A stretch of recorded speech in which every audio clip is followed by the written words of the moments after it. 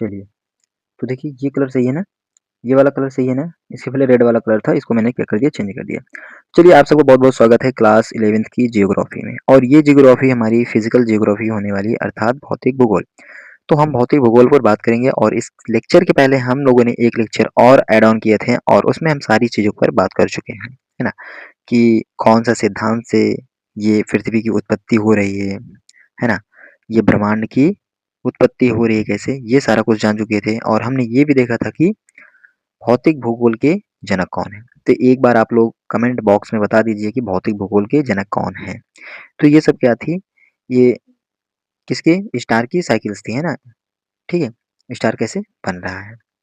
तो अब इन्हीं जो स्थितियां हैं, है ना, उसमें तो ये तो बात नहीं किए थे कि ये जो स्थितियां हैं उन्हीं के बारे में, वो सब मैंने वहां पर समझाया था, लेकिन अब ये स्थितियां यहाँ पर राइट डाउन है, और उसके माध्यम से हम समझने का प्रयास करेंगे। तो चलिए, एक एक करके हम लोग देखते हैं स्टार का बर्थ कैसे हो रहा है, स्टार कैसे जन्म ले रहे हैं। ठीक है, तो देखिए ध्यान से पढ़िएगा, बहुत अच्छे से समझ में आएगा। देखिए नेबुला, जो पहली स्थिति मैंने आपको बताया, यहाँ पर देखना, जो पहली स्थिति मैंने आपको बताया, है ना, ये नेबुला। तो इसके बारे में जानेंगे, फिर इसके बारे में जानेंगे, और फिर उसके बाद टिटेरी फेस के बारे में जानेंगे, और यहाँ पर हाईएस्ट मास को जानेंगे, और यहाँ पर लो मास को जानेंगे। ठीक है, मतलब हाई टेम्परेचर यहाँ पर हो रहा है, और यहाँ पर लो टेम्परेचर हो रहा है, कैसे हो रहा है सब कुछ जानेंगे, वहां पर आ जाइए। तो देखिए, अब देखें बर्थ ऑफ स्टार, है ना? तो पहले देखेंगे नेबुला, जो फर्स्ट सिचुएशन हमारी यहाँ पर क्रिएट हो रही है, वो नेबुला। अब नेबुला देखिए, ये बृहद गैसों का तारा, धूल का एक मेघ है ना? कहने का मतलब यहाँ पर जो स्थिति बन रही है, ये बहुत गैस और धूल कर मिलकर ये ऐसी सिचुएशन को क्रिएट कर रहे हैं। उसके बाद हमारा आ जाता है क्या, आध तारा, जिसको हम बोलते हैं प्रोटो स्टार। आध तारा के बारे में देखेंगे तो आध तारा क्या कहता है, नेबुला से उसमें ऊर्जा उत्सर्जित होता है। अब नेबुला जो बन रहा है हमारी, जो फर्स्ट सिचुएशन बन रही है, उसे एक क्या होता है, उसमें ऊर्जा उत्सर्जित होता है, जिससे गर्म अणुओं की सतह बनती है ना? क्या होती है, गर्म अणुओं की सतह बनती है।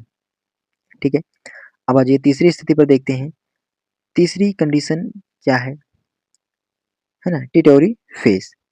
यह स्थिति तब उत्पन्न होती है जब पदार्थ क्या हो जाता है, आध तारे में समाहित होने बंद कर देता है।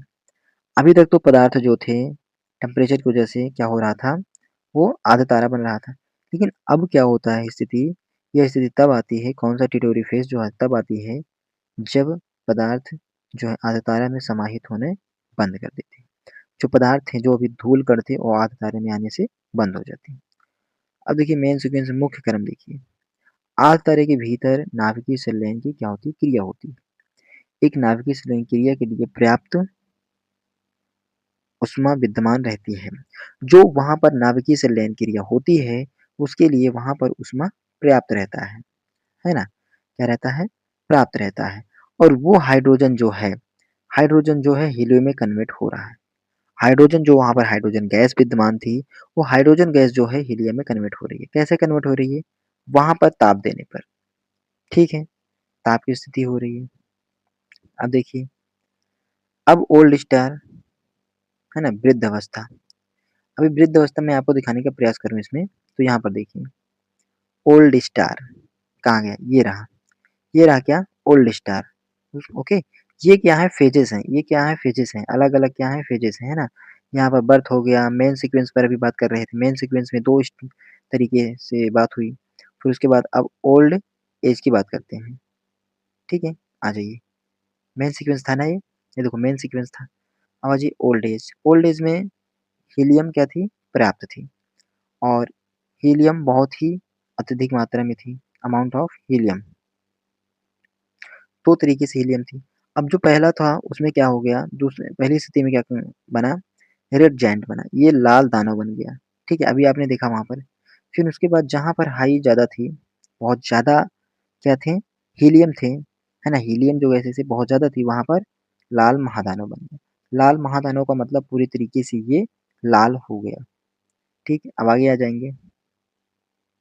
थोड़ा-सा आगे आएँगे, देखेंगे डेथ ऑफ अ स्टार, तारे की मृत्यु। अब तारे की मृत्यु कैसे हो रही है, तारे की डेथ कैसे हो रही है, ये जानने का प्रयास करते हैं। चलिए देखिए सुपरनोवा, वो स्थिति क्या बन रही है, सुपरनोवा बन रही है ना? क्या बन रहा है? सुपरनोवा और क्या लिखा? Neutron star. एक बार मैं आपको यहाँ पर दिखाने का प्रयास करता हूँ, ठीक है? यहाँ पर डेथ ऑफ,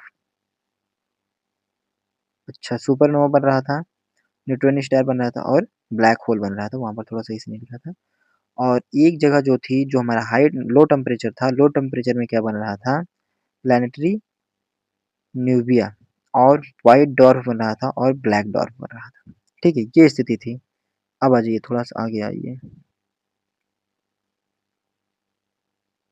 ठीक है, ब्लैक होल्स है ना, व्हाइट डॉर्फ, ब्लैक डॉर्फ। ठीक है, इसमें देखिए तारे का विस्फोट हो रहा है, किसमें? सुपरनोवा जो है, यहाँ पर तारों का क्या हो रहा है? विस्फोट हो रहा है। वही न्यूट्रॉन जो है उसमें क्या हो रहा है? अत्यधिक घनत्व तथा सघन आकाशीय पिंड बन रहे हैं। अत्यधिक सघन तथा घनत्व की वजह से यहाँ पर आकाशीय पिंड बन रहे हैं। और ब्लैक होल में क्या हो रहा है? उच्च घनत्व तथा उच्च गुरुत्व का आकाशीय पिंड बन रहा है ब्लैक होल में। थोड़ा फोटो आप देखिएगा, ठीक है? फोटो आप देखिएगा। अब जो व्हाइट डॉर्फ है, ये तारों का क्या है? अवशेष है।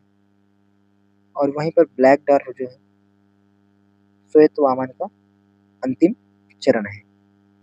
ठीक है? अब थोड़ा-सा यहाँ से देखिए, अब देखेंगे कैसे सौर मंडल का फॉर्मेशन हो रहा है। Components of the solar system. तो सौर मंडल के तत्व की बात करेंगे, तो यहाँ पर आपको देखने को मिलेगा, ये क्या है? सन है। और सन के ही पास में क्या है? आपको मरक्यूरी दिखेगा, वेनस दिखेगा, अर्थ दिखेगा। और अर्थ के बीच में ये बताओ क्या है? जो आपको छोटे-छोटे कंकड़ के जैसे दिख रहे हैं, स्टोन के जैसे दिख रहे हैं, वो बताइए क्या है? फिर उसके बाद जुपिटर दिखेंगे, सैटर्न दिखेंगे, यूरेनस दिखेंगे, नेपच्यून, प्लूटो। ठीक है? हालाँकि हम लोग तो स्टडी किसके बारे में करते हैं? प्लूटो को इसमें नहीं लिया जाता है। हैं, तो ये हम 8 ग्रह के बारे में स्टडी करते हैं। ये बताइए क्या है? ये क्या है? क्षुद्र ग्रह है। इसे हम बोलते हैं एस्टेरॉयड बेल्ट। ठीक है?